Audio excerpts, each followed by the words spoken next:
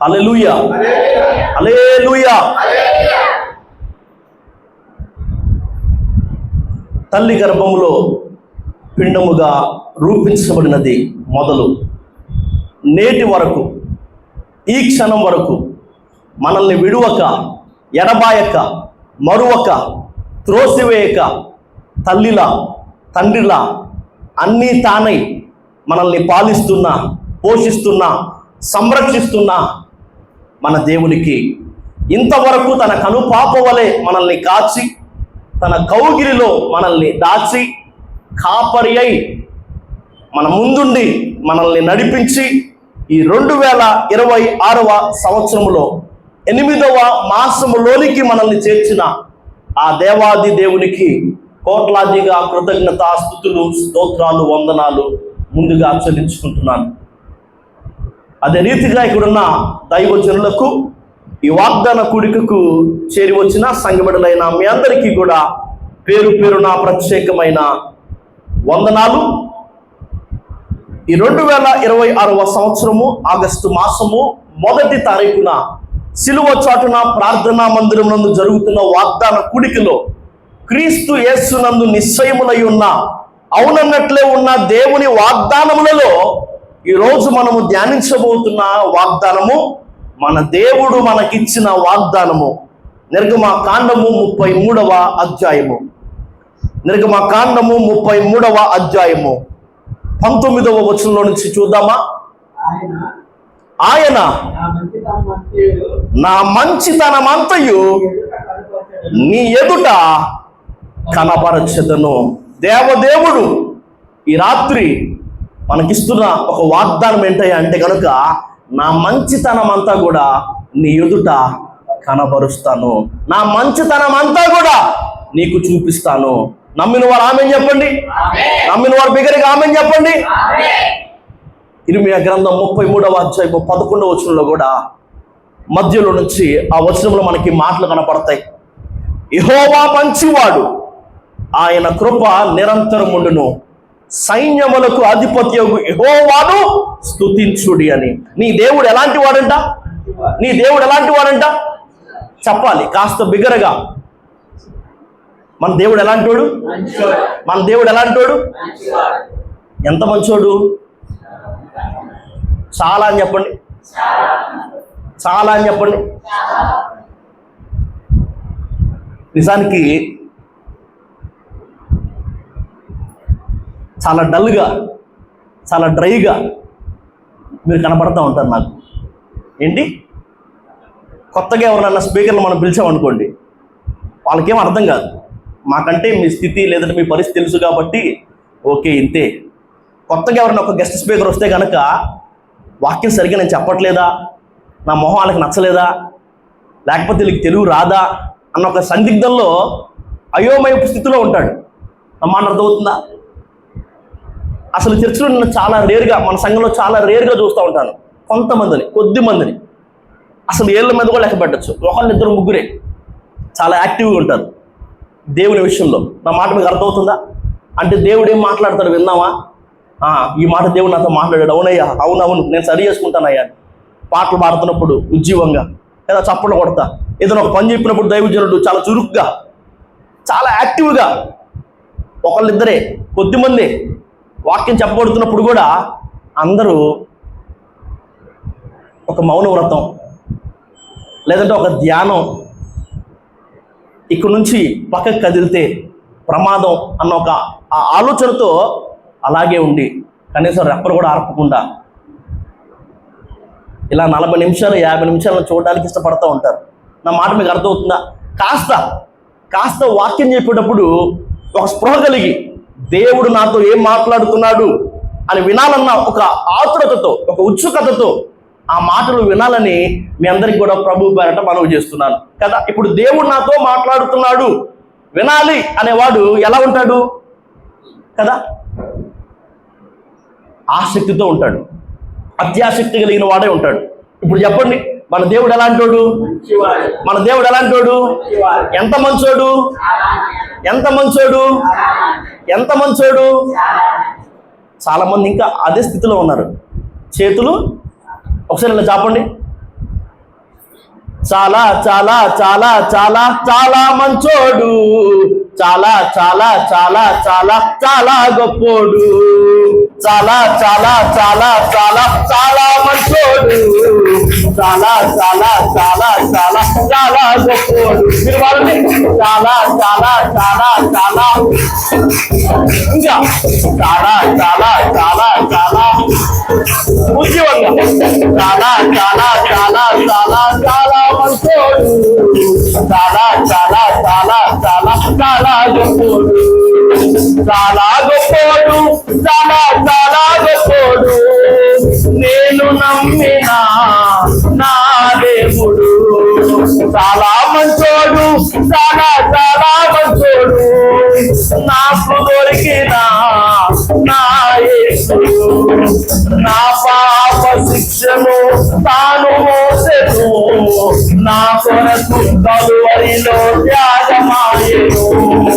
నా పాప శిక్షను తాను మోసెను, నా కొరకు కలువరిలో త్యాగమాయెను. తన ప్రేమ వర్ణనాసికం, తన జాలి వర్ణనాసికం, తన ప్రేమ వర్ణనాసికం, తన జాలి వర్ణనాసికం. చాలా చాలా చాలా చాలా చాలా మంచోడు, చాలా చాలా చాలా చాలా చాలా గొప్పోడు, చాలా చాలా చాలా చాలా చాలా మంచోడు, చాలా చాలా చాలా చాలా చాలా గొప్పోడు. నీ దేవుడు ఎవరంట? మంచోడు. ఎంత మంచోడు అంటే ఇలా చెప్పండి, ఇలా చెప్పండి అందరు. ఎందుకంటే ఫిజికల్ యాక్టివిటీ లేకపోతే వీరు మళ్ళీ మౌన స్థితిలోనికి దిగిపోవారు వలె కనబడుతున్నారు. పాట మధ్యలోనే అయిపోయింది. మన దేవుడు చాలా చాలా మంచోడు, ఆయన మహోన్నతుడు, ఆయన మహిమాన్వితుడు, ఆయన మహాగణుడు, ఆయన మహిమ ఘనత ప్రభావములకు అర్హుడు, ఆయన మహారాజు. అంత మాత్రమే కాదు, ఆయన మంచోడు. ఏంటంట? ఆయన మంచోడు, ఆయన చాలా చాలా మంచోడు. ఆ చాలా చాలా మంచోడు నీకు ఇస్తున్న ఒక వాగ్దానం ఏంటంటే కనుక, నా మంచితనం అంతా కూడా నీ ఎదుట నేను కనపరుస్తాను. ఏంటంట? నా మంచితనం అంతా కూడా నేను నీకు చూపిస్తాను. అమ్మిన వారు ఆమెన్ చెప్పండి. మొత్తం అంతా చాలా మంచోడు చెప్తున్నాడు ఈ మాట. నా మంచితనం అంతా మొత్తం నేను నీకేం చూపిస్తాను? నీ ఎదుట కనబరుస్తాను, నీకు చూపిస్తాను. లేఖనాల్లో కొన్ని మాటలు మనం చూడగలిగినట్లయితే కనుక, పరిశుద్ధ గ్రంథంలోని మాటలు ఒకసారి మనందరం కూడా చూడడానికి ఇష్టపడదాం. లూకా సువార్త 10వ అధ్యాయము 30 నుంచి 35 వచనాల్లో ఈ సంగతులు మనకు కనపడతాయి. అందుకు యేసు ఇట్లనను, ఒక మనుష్యుడు యెరూషలేము నుండి యెరికో పట్టణమునకు దిగి వెళ్ళుచు దొంగల చేతిలో చిక్కెను. వారు అతన్ని బట్టలు దోచుకొని అతన్ని కొట్టి కొన ప్రాణముతో విడిచిపోయిరి. అప్పుడు ఒక యాజకుడు ఆ త్రోవన వెలుట తటస్థించెను. అతడు అతనిని చూచి పక్కగా పోయెను. అలాగుననే లేవీయుడొకడు ఆ చోటికి వచ్చి చూచి పక్కగా పోయెను. అయితే ఒక సమరయుడు ప్రయాణమై పోవచ్చు అతడు పడి ఉన్న చోటుకి వచ్చి అతనిని చూచి, ఈ మాటలు అందరూ చెప్పండి, అతని మీద జాలిపడి ఏం చేశాడు? దగ్గరకు పోయి నూనెయు ద్రాక్షరసమును పోసి, ఈ మాట అందరూ చెప్పండి, గాయములను కట్టి, ఆ గాయాలు కట్టి తన వాహనం మీద ఎక్కించి ఒక పూటకుళ్ళు మన ఇంటికి తీసుకుని పోయి అతన్ని పరామర్శించను. మరునాడు అతడు 2 దేనారములు ఏం చేశాడంట? తీసి ఆ పూటకుల్లవానికి ఇచ్చి, ఇతన్ని పరామర్శించు, నీవు ఇంకేమైనా ఖర్చు చేసిన ఎడలా నేను మరలా వచ్చినప్పుడు అది నీకు తీర్చేదనని అతనితో చెప్పిపోయాను. వెల చెల్లించాడు అన్న మాట చెప్పండి. ఏంటంట? అతని మీద జాలిపడి దగ్గరకు పోయాడంట, గాయాలు కట్టాడంట, వెలను కూడా కదా. ఈ పనులు చేసినందుకు ఈ సమరయునికి మనం పెట్టుకున్న పేరు మంచి కదా. ఈ ఉపమానంలో చెప్పబడిన రీతిగా మరి నీ జీవితంలో కూడా ఎవరైనా చేస్తే ఈ పనులు, ఈ విషయాలు ఎవరైనా నీకు కూడా చేస్తే నువ్వు వాళ్ళని ఏమని పిలుస్తావు? మంచోళ్ళు, చాలా చాలా మంచోళ్ళు అయ్యా.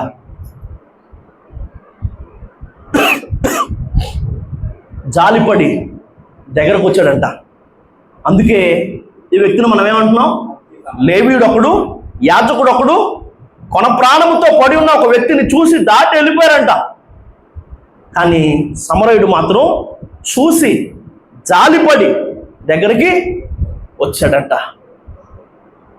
కొన ప్రాణముతో కొట్టబడి ఉన్న వ్యక్తి, దొంగల చేతికి చిక్కి దోచుకోబడిన వ్యక్తి, అతని స్థితిని చూసి కూడా కొందరు దాటిపోయి వెళ్ళిపోతే సమరయుడు మాత్రం అతన్ని చూసి దాటి వెళ్ళలేదంట, జాలిపడి దగ్గరకు వచ్చాడంట. అందుకు మనం అతన్ని మంచి సమరయుడిని పిలుస్తున్నాము. దేవాది దేవుడు అదే రీతిగా దిగంబరులమై పడి ఉన్న మానవ జాతిని చూసి జాలిపడి దగ్గరికి, అపవాది ప్రలోభ పెట్టి, అపవాది నమ్మబలికించి, అపవాది అబద్ధాలు చెప్పి ఆదాముల చేత పాపం చేయించాడు. పాపం చేసిన తరువాత వారు దిగంబరులని తెలుసుకున్నారంట. ఆ మహిమను పోగొట్టుకున్నారు వాళ్ళు. నా మాట మీకు అర్థమవుతుందా? ఏ రీతిగా అయితే దొంగలు ఈ వ్యక్తి బట్టలను, వస్త్రాలను దోచుకొని పోయారో అదే రీతిగా పాపము చేయించడాన్ని బట్టి ప్రలోభ పెట్టి అపవాది కూడా మనల్ని ఆ దిగంబరత్వం అన్న ఒక స్థితిలోనికి నెట్టిపడేశాడు. పాపం చేయడాన్ని బట్టి ముళ్ళు, ప్రయాస, మరణం అన్న వీటి చేత మనల్ని కొట్టి కొన ప్రాణంతో వదిలిపడేశాడు. ఏ రీతిగా అయితే దొంగలు అతని వస్త్రాన్ని దోచుకొని అతన్ని కొట్టి కొన ప్రాణంతో రోడ్డు పక్కన వదిలేసి వెళ్ళిపోయారో, పడి ఉన్నాం, దిగంబరులుగా ఉన్నాం, మనల్ని చూసి దాటి వెళ్ళిపోలేదంట మన మంచి సమరయుడు, మన యేసయ్య. ఏం చేశాడు? చూసి జాలిపడ్డాడు.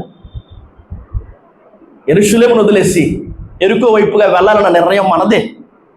తప్పు చేసింది మనమే, పాపం చేసింది మనమే, ఆజ్ఞను అతిక్రమించింది మనమే. అయినప్పటికీ కూడా మనల్ని చూస్తే ఆయనకి ఏం కలిగిందంట? జాలిపడి ఆయన దగ్గరకు దిగి వచ్చాడు. దగ్గరికి రావడమే కాదు, ఒకసారి ఈ మాటలు చూద్దాం. ఫిలిప్పీలకు రాసిన పత్రిక 2వ అధ్యాయం 6 నుంచి కొన్ని మాటలు అక్కడ కనబడుతున్నాయి. ఆయన దేవుని స్వరూపము కలిగిన వాడై ఉండి దేవునితో సమానంగా ఉండటం విడిచిపెట్టకూడని భాగ్యం ఎంచుకోలేదు, కానీ ఆయన దేవుడై ఉండి మనుషుల పోలికగా పుట్టాడు. తన్ను తాను రిక్తునిగా చేసుకుని దాసుని స్వరూపాన్ని ధరించుకున్నాడు. సిలువ మరణము పొందినంతగా తన్ను తాను, అర్థమవుతుందా? దేవుడై ఉండి మనుషుల పోలికగా పుట్టాడు. తను తాను రిక్తునిగా చేసుకుని దాసుని స్వరూపాన్ని ధరించుకున్నాడు. సిలువ మరణము పొందేంతగా తను తాను తగ్గించుకున్నాడు. అంత దిగాడు. దేవుడు ఆ స్థాయికి దిగి వచ్చాడు. దేనికి? నిన్ను చూసి జాలిపడి. మంచి సమరయుడు కదా. ఎందుకని మంచోడని పిలుస్తున్నావు? చూసి జాలిపడి దగ్గరకు వచ్చినందుకు. నీ దేవుడు నిన్ను నన్ను చూసి, నీ స్థితిని నా స్థితిని చూసి ఆయన జాలిపడి దగ్గరకు వచ్చాడు, దిగొచ్చాడు. ఎంత దగ్గరకు తెలుసా? చూస్తే కనిపించేంత, మాట్లాడితే వినబడేంత, ఈ చేతులతో తాకగలిగేంత, అంత దగ్గరికి. 2026 సంవత్సరాల క్రితం ఆ దేవుడే సశరీరునిగా, శరీరధారిగా, రక్త మాంసముల్లో పాలువాడే, సహోదరుల్లో ఒకని వంటి వాడిగా ఈ లోకానికి ఎందుకు దిగి వచ్చాడయ్యా అంటే దానికి గల కారణం నువ్వు, నేనే. ఆయన చూస్తే ఆయనకి జాలేసింది. ఆయన దాటిపోయేవాడు కాదు కదా, చూశాడు. అందుకే దగ్గరకు వచ్చాడు. దగ్గరకు రావడానికి ఎంత దిగాల్సి వచ్చినా దిగాడు. మరి ఈయన ఇంకెంత మంచోడు, అర్థమవుతున్న మాట. ఆ మంచి సమరయుడు ఏం చేశాడంట? నూనె, ద్రాక్షరసం పోసి గాయాలు, నూనెను ద్రాక్షరసాన్ని పోసి గాయాలు కట్టాడు ఆ సమరయుడు.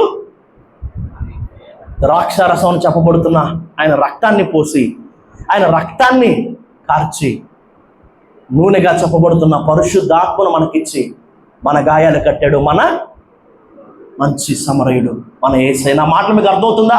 నూనె ద్రాక్షారసం పోసి గాయాలు కట్టాడు, ఆయన రక్తాన్ని కార్చాడు, పరిశుద్ధాత్మను మనకు అనుగ్రహించాడు. అతడు పొందిన దెబ్బల చేత మనకు స్వస్థత. ఎందుకు ఉమ్ములూసినా, ఎందుకు పిడిగుద్దులు గుద్దినా, ఎందుకు ముళ్ళ కిరీటాన్ని పెట్టినా, ఎందుకు వెక్కిరించినా, ఎందుకు అవమానించినా, ఎందుకు నిన్ను ఎవరు గుద్దారో ప్రవచించమని అవహేళన చేసినా, ఎందుకు మేకులు కొట్టినా, ఎందుకు సిలువను ఎక్కించినా, ఎందుకు అబద్ధ సాక్ష్యాలు చెప్పినా, ఎందుకు పక్కన బల్లపు పోటు పొడిచినా ఆయన ఓర్చుకున్నాడు. ఏం చేయలేక కాదు, ఏం చేతగాక కాదు. దేనికంట? నీ గాయం కట్టాలంటే ఆయన రక్తం కారాల్సిందే. పరిశుద్ధాత్మ నీకు నాకు అనుగ్రహించబడాలంటే ఆయన శ్రమ పొందాల్సిందే కదా. బండ సందుల్లో ఎగురు పావురము అన్న వర్తమానంలో ధ్యానం చేశాం. అసలు బండకు సందులు ఎందుకు ఏర్పడ్డాయి? దాన్ని కొట్టడాన్ని బట్టే కదా. దాన్ని కొడితేనే అందులో నుంచి నీళ్లు చెప్పాలి. దాన్ని కొడితేనే. ఆయన కొట్టబడింది దేనికయ్యా అంటే నీ గాయాలు మానుకోవడానికి. నూనె పోసి ద్రాక్షారసాన్ని పోసి గాయాలు కట్టినందుకు సమరయుడు మంచోడయ్యాడు కదా. మరి ఆయన రక్తాన్ని కార్చి ఆయన ప్రాణాన్ని పెట్టి నీ గాయాన్ని మాన్పినందుకు మరి ఈయన ఇంకెంత మంచోడు. నా మాటలు మీకు అర్థమవుతుందా? చూసి జాలిపడి దగ్గరకు వచ్చాడంట, గాయాలు కట్టాడు. ఆ తర్వాత ఏం చేశాడంట? వెలను పూట కూళ్ళ వానింటికి తీసుకెళ్ళి 2 దేనారాలు ఇచ్చి ఇతను పరామర్శించి వీటితో ఇంకేమైనా ఖర్చు చేస్తే నేను మరలా వచ్చి ఇస్తానని చెప్పాడు. వెలను చెల్లించాడు. టైం లేదు కాబట్టి ఆ కథను జ్ఞాపకం చేయట్లేదు, కానీ జడ్జి కూతురు కథ ఎన్నో సందర్భాల్లో ఎన్నోసార్లు మనం విన్నాం కదా. జడ్జు తన కూతురే కదా అని పక్షపాతంతో ఒక అన్యాయపు తీర్పునైతే తీర్చలేదు, కానీ న్యాయవంతుడు నీతివంతుడై అసలైన సరైన సిసలైన తీర్పునే ఇచ్చాడు. కానీ ప్రేమతో ఏం చేశాడంట? ఆ కొరడా దెబ్బలన్నీ తండ్రే భరించాడు, తండ్రే కొట్టించుకున్నాడు. ఆ ఫైన్ ఏదైతే ఉందో దాన్ని తండ్రే చెల్లించాడు కదా. న్యాయాధిపతిగా తీర్పును తీర్చిన అదే దేవుడు మనల్ని ప్రేమించే తండ్రిగా దానికి సంబంధించిన ఆ వెలను కూడా తన ప్రాణాన్ని పెట్టి ఆయనే ఆ శిలువ యాగం ద్వారంగా చెల్లించాడు. ఈయనెంత మంచోడు అర్థమవుతుందా? చాలా మంచోడు కదా. ఆ చాలా మంచోడు నీకు ఇస్తున్న ఒక వాగ్దానం తెలుసా? నా మంచితనం అంతా కూడా నేను నీ ఎదుట కనబరుస్తాను, నా మంచితనం అంతా కూడా నేను నీకు చూపిస్తాను. ఆయన ఒక మంచి సమరయుడు, ఆయన ఒక మంచి కాపరి కూడా. చూద్దామా? యోహాను సువార్త 10వ అధ్యాయము, యోహాను సువార్త 10వ అధ్యాయము 11వ వచనంలోని మాటలు, జాలిపడి దగ్గరకు వచ్చాడు, గాయముడు కట్టాడు, వెలను చెల్లించాడు. ఆయన మన మంచి సమరయుడు. అంత మాత్రమే కాదు, యోహాను సువార్త 10వ అధ్యాయం 11వ వచనం,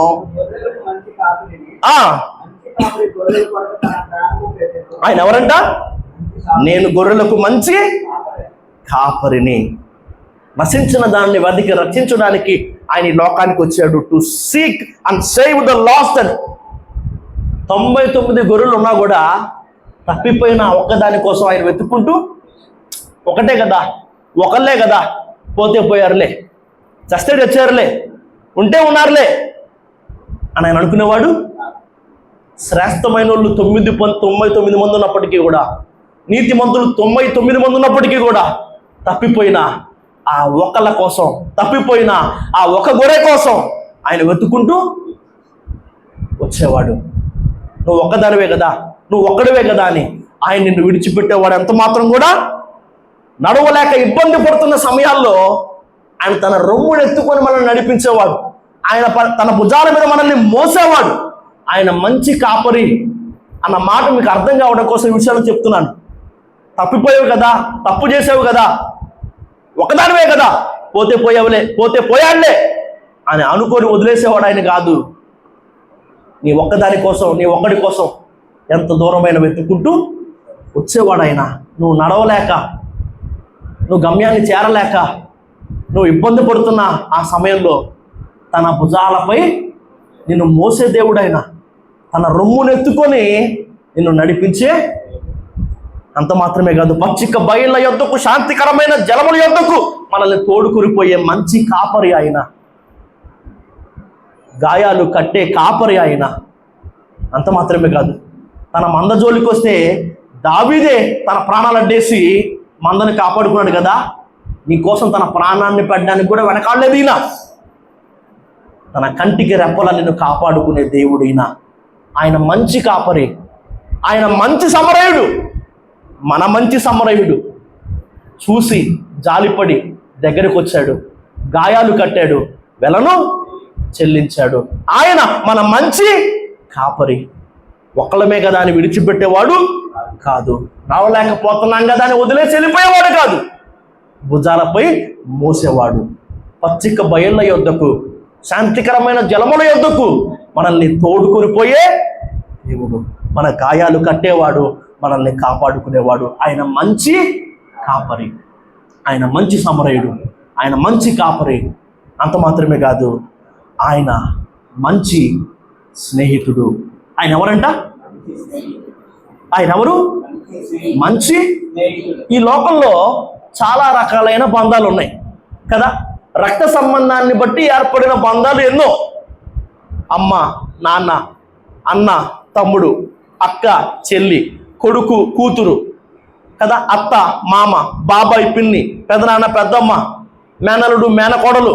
ఈ బంధాలన్నీ రక్త సంబంధాన్ని బట్టి ఏర్పడ్డాయి కదా. ఏ రక్త సంబంధం లేకపోయినా కూడా ఏర్పడిన బంధాలు కొన్ని. అందులో ప్రాముఖ్యమైనది భార్యాభర్తల బంధం అయితే కనుక, ఆ తర్వాత రక్త సంబంధం లేకుండా ఏర్పడిన బంధాల్లో మనకు కనిపించే బంధం స్నేహ బంధం. ఈ స్నేహ బంధాన్ని గురించి ఎన్నో కొటేషన్లు రాశారు కదా, ఎన్నో కవిత్వాలు రాశారు, ఎన్నో పాటలు పాడారు, ఎన్నో సినిమాలు తీశారు. అర్థమవుతున్న మాట మీకు? అయితే పరిశుద్ధ బైబిల్ గ్రంథం ఈ స్నేహానికి ఒక కొలమానం ఇస్తుంది. స్నేహితుల్లో కూడా, ప్రత్యేకంగా ఈ స్నేహ బంధంలో కూడా ఒక ప్రాముఖ్యత ఏంటి అంటే కనుక, ఇందులో అనేక కేటగిరీలు ఉన్నట్టుగా, నాకు వాడికంటే వీడి దగ్గర, వాడు నాకు మంచి ఫ్రెండ్, వీడు నాకు బెస్ట్ ఫ్రెండ్, వీడు నాకు క్లోజ్ ఫ్రెండ్. అర్థమవుతుందా? నిజమైన స్నేహానికి బైబుల్ చూపుతున్న ఒక కొలమానం ఏంటయ్యా అంటే, యోహాను సువార్త 15వ అధ్యాయము, యోహాను సువార్త 15వ అధ్యాయము 13, 14, 15 వచనాల్లోని మాటలు ఇలా ఉన్నాయి. తన స్నేహితుల కొరకు తన ప్రాణము పెట్టువానికంటే ఎక్కువైన ప్రేమ గలవాడు ఎవడు కూడా. ఏంటంట? మంచి స్నేహితుడు, నిజ స్నేహితుడు, అసలైన స్నేహితుడు, ప్రాణ స్నేహితుడు ఎవడయ్యా అంటే కనుక, తన స్నేహితుని కొరకు తన ప్రాణము పెట్టువానికంటే కూడా ఎక్కువైన ప్రేమ గలవాడు ఎవడు కూడా, ఎక్కువైన ప్రేమ గలవాడు ఎవడు కూడా లేరన్నది కొలమానం. అంత మాత్రమే కాదు, సామెతల గ్రంథం 17వ అధ్యాయం 17వ వచనంలో, సామెతల గ్రంథం 17వ అధ్యాయం 17వ వచనంలో, నిజమైన స్నేహితుడు విడువక ప్రేమించును, దుర్దశలో అట్టువాడు సహోదరుడుగా, దుర్దశలో అట్టువాడు సహోదరుడుగా. ఆయన మంచి సమరయుడు, ఆయన మంచి కాపరి, ఆయన మంచి స్నేహితుడు. స్నేహితుల కోసం ప్రాణం పెట్టేంత స్నేహం ఆయనది. అంత మాత్రమే కాదు, దుర్దశలో కూడా ప్రేమించే స్నేహం. ఈ లోకపు స్నేహ బంధం, ఈ లోకపు స్నేహితులు ఎలా ఉంటారయ్యా అంటే కనుక, స్థితి బాగున్నంత వరకే, మహార్దశ నడుస్తున్నంత వరకే కదా. కానీ దీన దశలో కూడా, హీన దశలో కూడా మనల్ని విడువక ప్రేమిస్తూనే ఉండేవాడు మన దేవుడు, మంచి స్నేహితుడు. అలాంటి మంచి స్నేహితుడు నీ జీవితంలో ఎవరు ఉన్నారా? నా జీవితంలో ఒకడే, అది నా ప్రభు అయిన యేసయ్య. పడి ఉన్న స్థితిలో, దీన స్థితిలో, హీన స్థితిలో అందరూ వదిలేసినా కూడా ఆయన మాత్రం వదిలిపెట్టలేదు. విడువక ప్రేమించాడు, ప్రేమిస్తూనే ఉన్నాడు, ప్రేమిస్తాడు. అర్థమవుతున్న మాట మీకు? ఆయన చాలా చాలా మంచోడు, మన మంచి సమరయుడు, మన మంచి కాపరి, మన మంచి స్నేహితుడు, మన మంచి తండ్రి. ఏంటంట? తప్పిపోయిన కుమారుడు తండ్రిని వద్దనుకొని, ఆస్తిలో వాటా తీసేసుకొని, దూరదేశానికి వెళ్ళి ఆస్తి అంతటిని పాడు చేసుకొని, పంది పొట్టు తినే స్థితికి దిగజారిపోయిన తర్వాత, నా తండ్రి ఇంట అనేక మందికి ఆహారం ఉంది కదా, నేను అక్కడికి వెళ్ళి ఒక పనోడిగానే ఉంటే కనీసం అన్నం అయినా మా నాన్న పెడతాడేమో అన్న ఆలోచనతో ఎప్పుడైతే మళ్ళీ తిరిగి తండ్రి ఇంటికి వైపు తిరిగాడో, ఎప్పుడైతే మళ్ళీ తిరిగి తండ్రి ఇంటి వైపుకి అడుగులేశాడో, దూరంగా ఉండగానే తండ్రి ఏం చేశారంట, కుమారుణ్ణి చూసి పరిగెత్తుకుంటూ వెళ్ళి ముద్దు పెట్టుకొని, ఏది మురికి స్థితిలో ఉన్నప్పుడే ముద్దు పెట్టుకొని, ప్రశస్తమైన వస్త్రాన్ని తొడిగించి, ఉంగరాన్ని తొడిగించి, చెప్పులు వేయించి ఒక గొప్ప విందు చేశారంట. కొడుకు అనుకున్నాడు, చిన్న కొడుకు, నేను ఇంటికి వెళ్తే నాన్న రాణిస్తాడంటావా? నేను ఇంటికి వెళ్తే నాన్న నన్ను ఏమంటాడు? నేను ఇంటికి వెళ్తే నాన్నని ఎలా రిసీవ్ చేసుకుంటాడు? నాన్న నా మీద కోపంగా ఉన్నాడా? నాన్న ఒకవేళ నన్ను పనివాడి చేత కొట్టిస్తాడా? నాన్న నన్ను కనీసం పనివాడిగా పెట్టుకొని కానీ ఒప్పుకుంటాడా లేదా? నా మొహాన్ని చూస్తాడా చూడ్డా? కానీ తండ్రి చిన్న కొడుకు ఆలోచనలన్నిటికంటే విరుద్ధంగా ఉన్నాడు. ఎందుకు? మంచోడు కాబట్టి. అన్నొచ్చాడు, వేసులతో తిరిగి ఇష్టం వచ్చినట్ల ఆస్తంతో తీసుకెళ్ళి పాడు చేసినా వాడొస్తే విందు చేస్తున్నాడా అని కోపగించుకొని బయటే కదా. మనుషులు అలా ఉంటారేమో కదా, అన్నలు, చెల్లెళ్ళు, తమ్ముళ్ళు, అక్కలు, అమ్మా, నాన్నలు చెప్పాలి. మంచి తండ్రి అలా ఉండడు. నిన్నే కదా మనం ధ్యానం చేసాం, నల్లని దాన్ని నన్ను చిన్న చూపులు మనుషులు చూస్తారు, కానీ దేవుడు ఎప్పుడు కూడా, ఇప్పుడే నువ్వు నన్ను వద్దనుకొని బయటికి వెళ్ళిపోయావు కాబట్టి నీకు తగిన శాస్త్రి జరిగిందిరా, నీకు అలానే ఉండాలి అని ఆయన అనుకునేవాడు కాదు. ఆయనకి ఏం కావాలి? నువ్వు మారడమే కావాలి, నువ్వు తిరగడమే కావాలి, నువ్వు ఆయన ఇంటికి రావడమే కావాలి. ఎందుకంటే ఆయన మంచి, అర్థమవుతున్న మాట, చాలా చాలా చాలా చాలా మంచోడు. ఆయన మంచి సమరయుడు, ఆయన మంచి కాపరి, ఆయన మంచి స్నేహితుడు, ఆయన మంచి తండ్రి. ఆ మంచివాడు మనకిచ్చిన ఒక వాగ్దానం ఏంటంటే కనుక, నా మంచితనం అంతా కూడా నీ ఎదుట ఏం చేస్తాను, నా మంచితనం అంతా కూడా నీ ముందేం చేస్తాను, కనబరుస్తాను. రాహాబ్ ఎలాంటి స్త్రీ? ఒక వేశ్య కదా. తామారు ప్రజల దృష్టిలో తప్పు చేసింది. బేర్షబ మనుషుల దృష్టిలో పాపం చేసింది. రూతు ఒక మోయాబీయురాలు.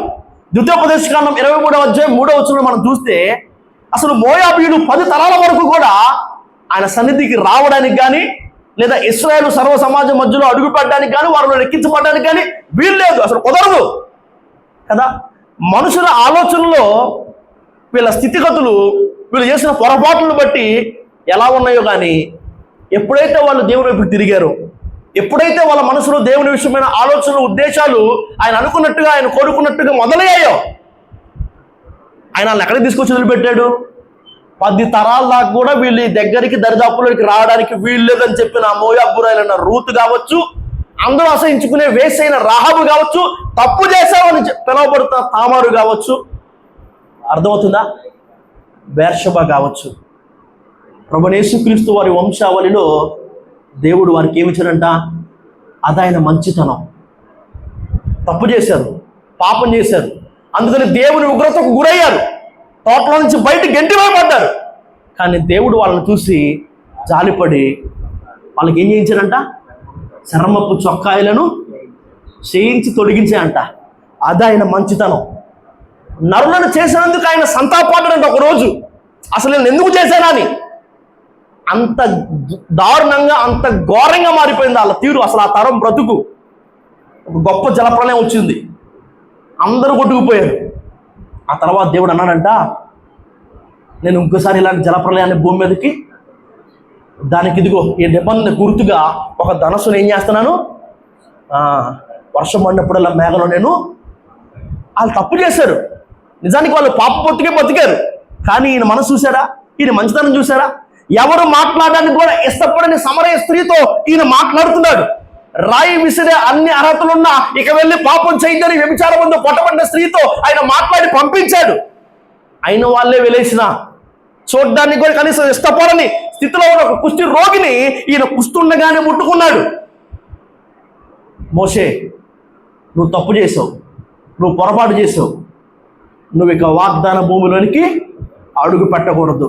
అయ్యా వెళ్తానయ్యా, అయ్యా చూస్తానయ్యా, ఇక్కడ దాకా వచ్చేసాను కదా, వెళ్ళలేవయ్యా, ఇక మీదట దీని గురించి నువ్వు నాతో మాట్లాడద్దు అని దేవుడు తేల్చి చెప్పేశాడు కదా.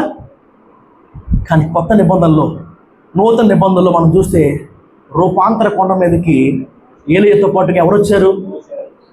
దేవుడు మోషేని కూడా అదాయన మంచితనం. అయ్యా వాళ్ళు తిప్పలేదు, వాళ్ళు పడతారులే, వాళ్ళు తిండేది వాళ్ళు సంపాదించుకుంటారులే, పోనీ మన కూటమి అయిపోయింది కాబట్టి, మీటింగ్ అయిపోయింది కాబట్టి వాళ్ళని వెళ్ళని వాళ్ళ శిష్యులు చెప్తే ఈ అరణ్య ప్రదేశంలో వారు మూర్చిల్లకుండినట్లుగా వాళ్ళకి ఆహారం మనమే 5,000 మందికి పైగా ఆయన ఆహారాన్ని పెట్టాడు. అది ఆయన మంచితనం. మార్తా మరియలు అక్కడ ఉన్న యూదుల్లో కొందరు స్త్రీలు, కొందరు వ్యక్తులు ఏడుస్తుంటే చూసి ఆయన కూడా కన్నీరు గార్చాడు. అది ఆయన మంచితనం. విధవరాలు ఉన్న ఒక కుమారుడు చనిపోయి ఏడుస్తుంటే అడక్కపోయినా కూడా పాడెను ముట్టి కుమారుణ్ణి బ్రతికించాడు. అది ఆయన మంచితనం. అలాంటి మంచోడు మనకిస్తున్న ఒక వాగ్దానం ఏంటంటే, నా మంచితనం అంతా కూడా నీ ఎదుట కనపరుస్తాను, నా మంచితనం అంతా కూడా నేను నీకు చూపిస్తాను. నా మాటలు ముగించే ప్రయత్నాన్ని చేస్తున్నాను. ఈ వాగ్దానమును బట్టి మనము మంచి ధైర్యాన్ని కలిగి ఉండాలి. ఏ ధైర్యం అంట? పెద్దలు చెప్పండి.